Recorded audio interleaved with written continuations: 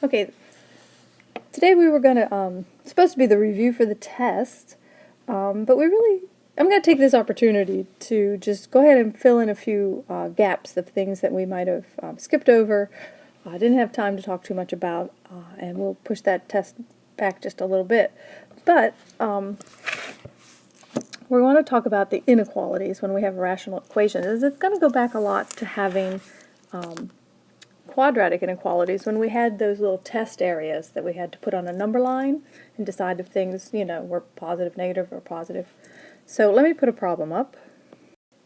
Okay, so here you have your rational inequality, and we're going to solve this in 2 steps. The first step is to just solve the related equation. Okay, so replacing that less than or equal to sign with an equal sign. So 1 plus 2 over x plus 1 equals, so now it's an equation. And how do we solve this? Well, like we did before, we're going to multiply both sides by a least common denominator. Except in this case it's called a least common multiple. X plus 1 on both sides, okay? So when I distribute that to the left, I have x plus 1, plus, let's see, the x plus 1's cancel, so it's 2x is equal to, and over here the x's cancel, so 2x plus 1. I need to solve this for x. So, distributing this, I'm ending up with a quadratic, which makes me very unhappy. But maybe it'll be easy, something we can factor would be nice. These are going to cancel, so I'm ending up with x squared plus x minus 2 is equal to 0.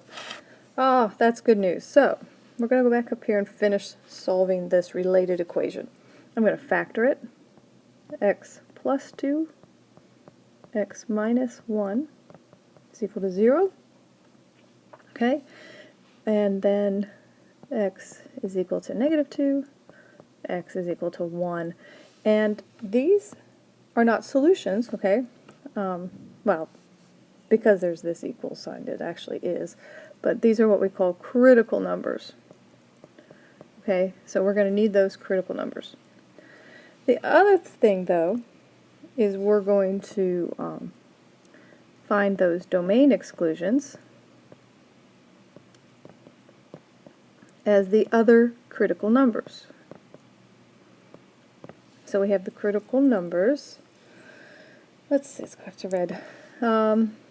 X cannot equal negative 1, and x cannot equal 0.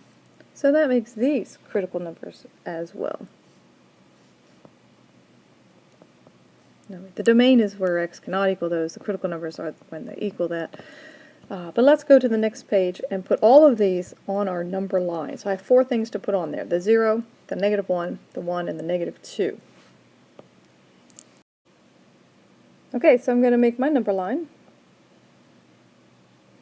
And on the number line goes all the critical values. So I have negative 2, negative 1, 0, and 1.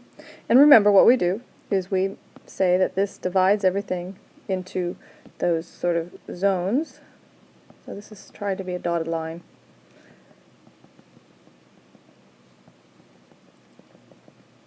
And what we have to do is we have to test every one of these zones. So over here, 2, 3, 4, 5. You got those 5 different areas that we have to test. So, and what are we testing? We're testing that original function. So let me get that out here again.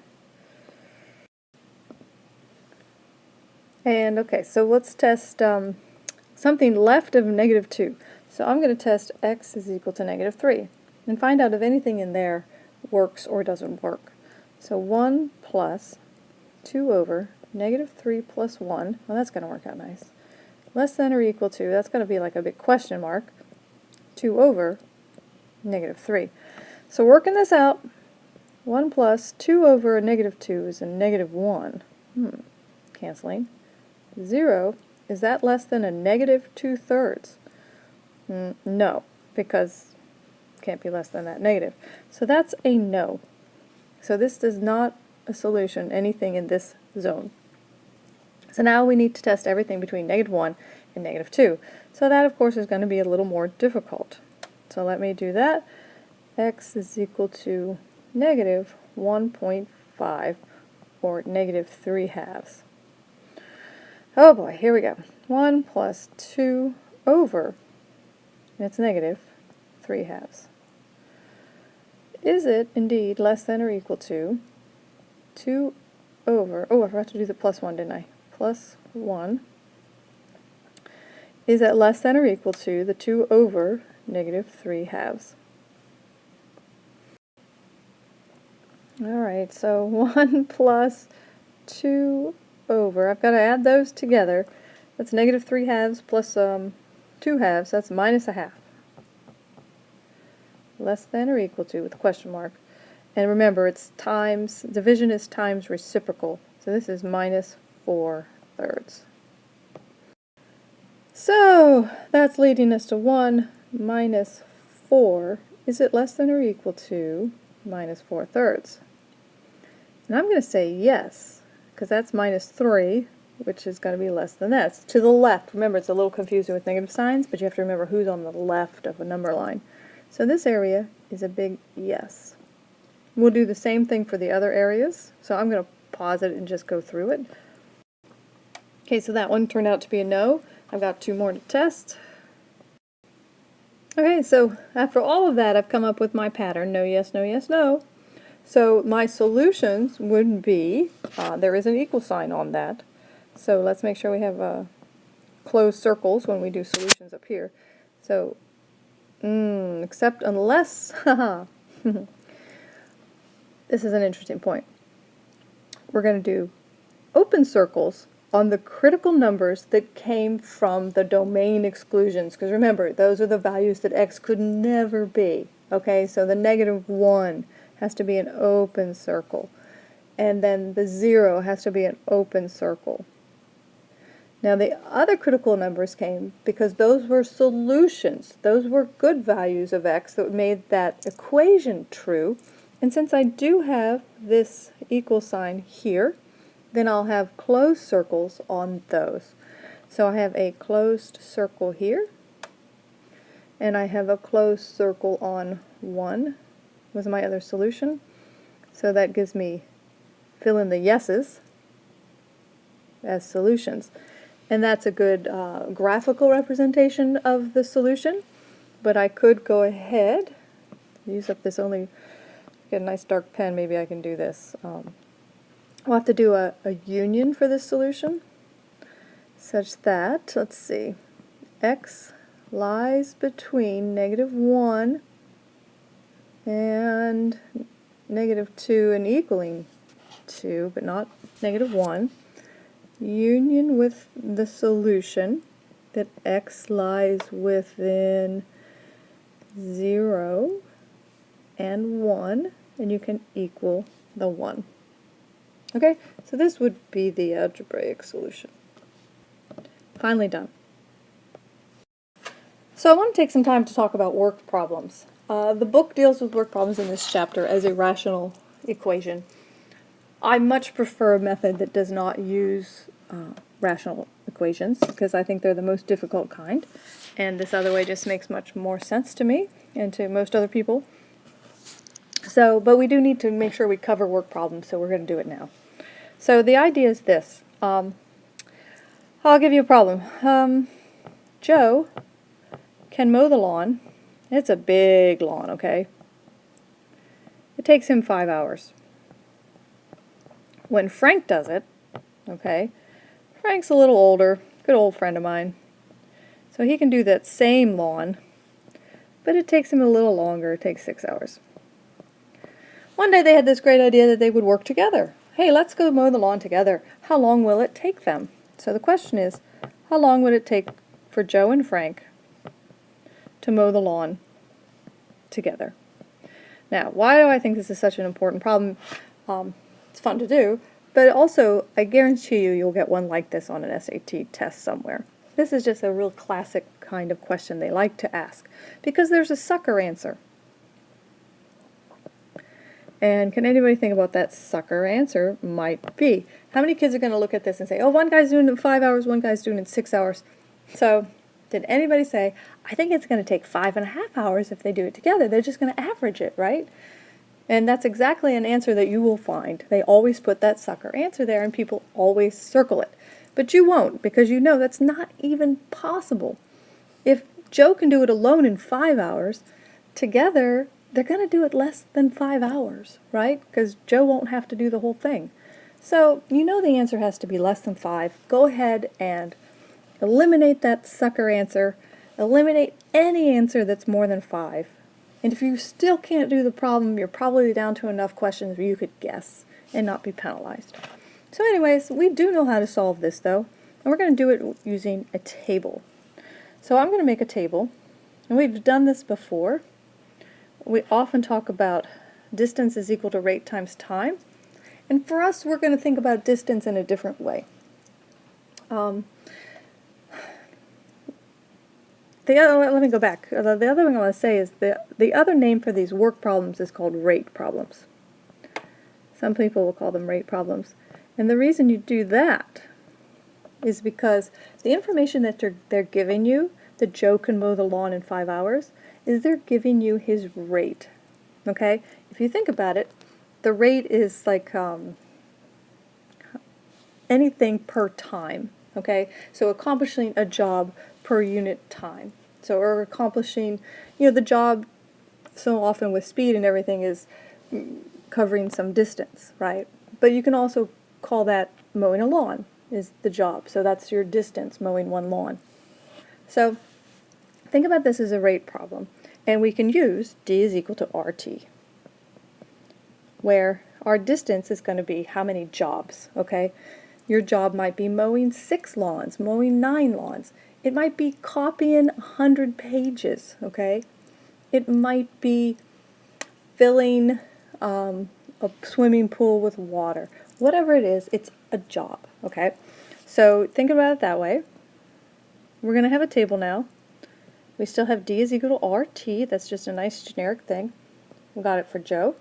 We got it for Frank. And we know they're going to be working together. Okay?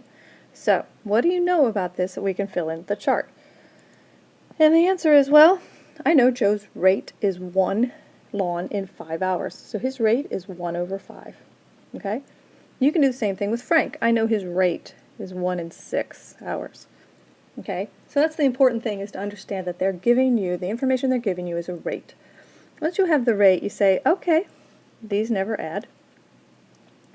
But I know they're going to be working the same amount of time. So when they're working together, they're each working a T amount of time.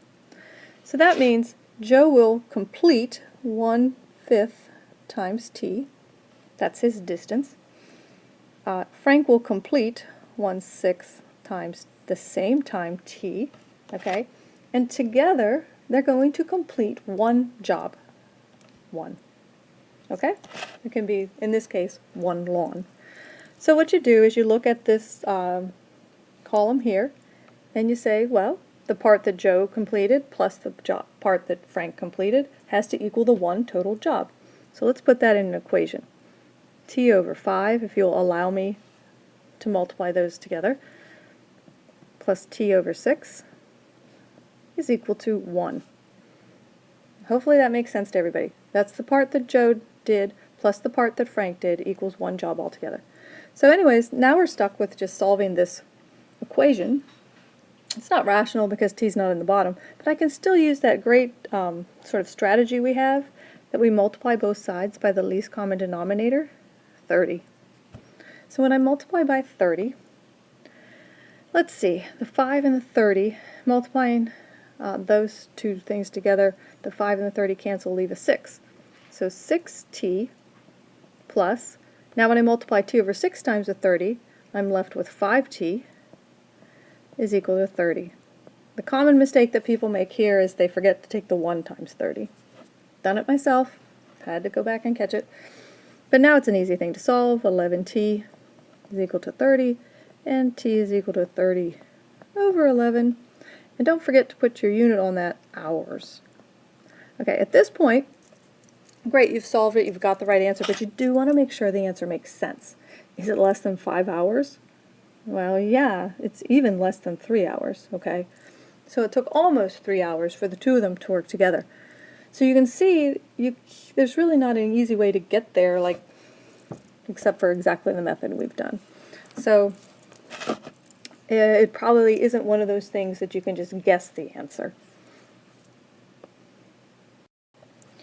Here's a U-try problem for you. You have the two pipes that are filling a tank, and sometimes pipes are down for maintenance, repair, cleaning, whatever, and they have to work individually, but sometimes you turn them both on to the same place and they can work together.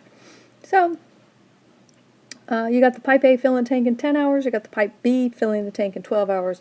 Same question, how long would it take to fill the tank using both pipes open together? Okay, so give that a try. I'm going to throw the solution up. Make sure you pause it. Okay, one last note while we're talking about things you might see on SATs and kind of a last chance to, clarify some differences and contrast of different types of problems. And here's one where you really do have what's called an average rate. Okay, and you have to be really careful with these, and there will be some of these on an SAT as well. So I want to make sure you understand the difference between this and what we've just done to make a contrast. So the idea is something like this. Say you have, any distance equal rate times time. We're going to work with that. Sorry, I just had to run upstairs. I'm still out of breath. But you have distance is rate times time, and you want to have a trip up and a trip back. Okay, you do them at two different speeds, and you want to know what was the average speed for the trip. Okay, so let's make a little picture here. So say you start at point A, and you drive to point B, and then you turn around, and you just come right back. But the thing is, on the trip up, your speed or your rate of travel was equal to, say, 30 miles per hour. And then on the way back, though, your speed was different. It was 45 miles per hour. Let's assume that the distance, which of course will be the same for both trips, is 100 miles. What was the average speed on your trip?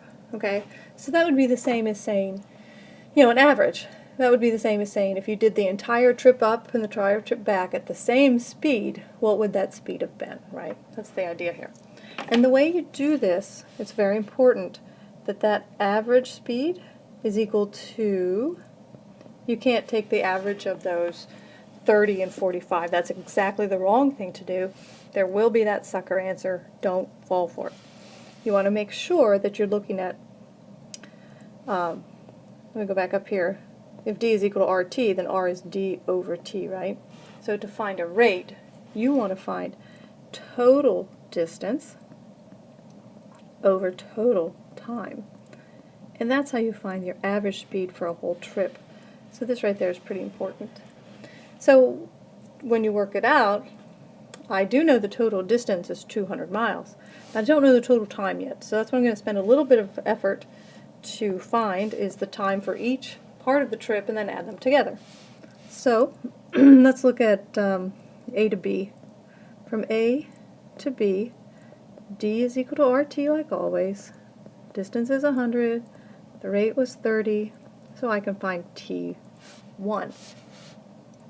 Oh, here I'm going to be stuck because 100 over 30 is 10 over 3, so what is that? 3.3 repetand.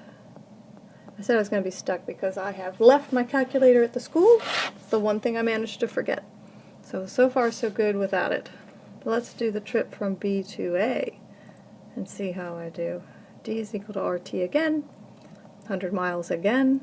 This time the rate was 45, and it's that second time. Of course this time is going to be shorter, right? You better come up with a smaller number. 100 over 5. See, here I'm in trouble. Wish I had a calculator, so I would find those two times. Okay, so when it comes up for the average speed, which is what I should have put there, then we're going to have the total distance 200 over the total time, which is, let me just do it this way, 10 over 3 plus, the other one was 100 over 45. So once I work that all out on my calculator, then I've got an average speed. Okay? Alright, so that's really the lecture I had. The rest of it is just going to be making sure you do quiz corrections, the study guide and review in the book. You can do the practice test in the book, and there shouldn't be anything on there now that will bother you. When you have questions about how to do a problem, please send them to me, and I'll be compiling all those questions and posting solutions to the questions that you've asked me about. Okay, so as we try to get ready for this test. The other thing is I'll be posting to Edline some questions, another worksheet to give you more of these work problems or the rate problems, mowing the lawn together, right? So look for that on Edline as well. Okay? And good luck.